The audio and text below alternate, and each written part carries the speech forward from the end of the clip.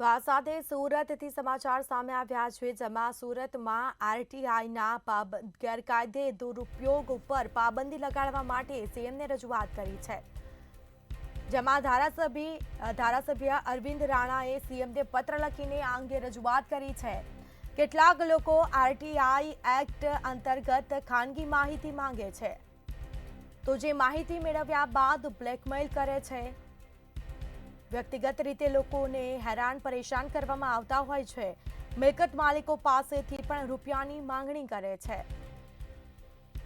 તો બાંધકામ તોડાવી નાખવાની પણ ધમકી આપે છે, જેમાં આરટીઆઈથી પરેશાન કરનારાઓ સામે કાર્યવાહી થાય તેવી માંગ કરી છે।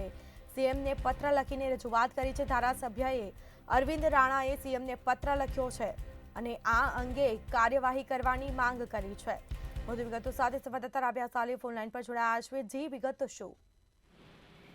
ખાસ કરીને સુરત ખાતે અનેક ઘટનાઓ જે સામે આવે છે એને લઈને એમએલએ જે પૂર્વ વિધાનસભાના ધારાસભ્ય છે અરવિંદ રાણા એ જાગૃત થયા છે અને એમના દ્વારા મુખ્યમંત્રીને પત્ર લખવાનો છે। પત્રની અંદર ખાસ ઉલ્લેખ કરવામાં છે કે આરટીઆઈનો જે દુરુપયોગ છે એની ઉપર પ્રતિબંધ લાગવામાં આવે એવી અનેક લોકો માંગ કરી રહ્યા છે, પરંતુ કોઈ સામે નથી આવી રહ્યું।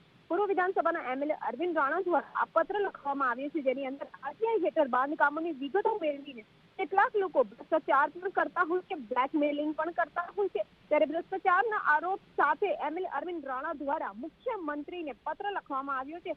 બાંધકામ તોડી પાડવાની ધમકી પણ જે છે બિલ્ડરોને આપવામાં આવતી હોય, રહેવાસીઓને આપવામાં આવતી હોય, ખંડણી વસૂલાતી હોય, આ તમામનો ઉલ્લેખ કરવામાં આવ્યો છે। સમગ્ર મામલે જે છે ધારાસભ્ય અરવિંદ રાણા દ્વારા પત્ર મારફતે કડવી વાસ્તવિકતા જે છે મુખ્યમંત્રીને જણાવવામાં આવી છે। ગુજરાતમાં પણ મહારાષ્ટ્રના પરિપત્રનો અમલ કરવાની માંગ ઉઠી રહી છે। સુરત શહેરમાં લોકો દ્વારા આપઘાત કરવો પડે ત્યાં સુધીનું આ ભ્રષ્ટાચારીઓ બ્લેકમેલિંગ અને હેરાન પરેશાન કરતા હોય તેવા પણ કિસ્સા બની રહ્યા છે, જેને લઈને આરટીઆઈનો દુરુપયોગ ઉપર પ્રતિબંધ લાદવા માટે ધારાસભ્ય પૂર્વ વિધાનસભાના સુરતના અરવિંદ રાણાએ મુખ્યમંત્રીને પત્ર લખીને કેટલીક માંગો કરી છે। જી, બિલકુલથી તમામ જાણકારી આપવા બદલ આપનો આભાર।